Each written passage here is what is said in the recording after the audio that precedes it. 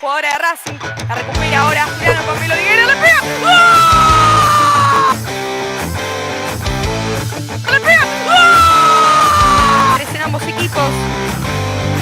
Por el número 10 al Jiménez, Santos Sotero, quien tiene el balón ahora. De Geller, que le pega. ¡Gol!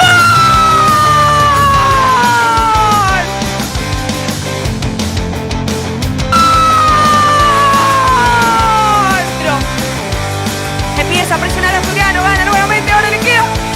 Salió la Porta, definida el palo, está por 20 por el centro. Quería jugar, la atajó Espinazzo.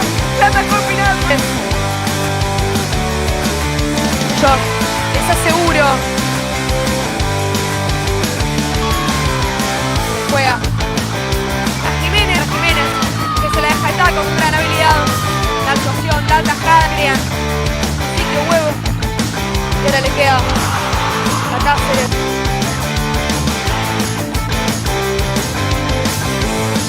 Queda a Cáceres. A Unitienda.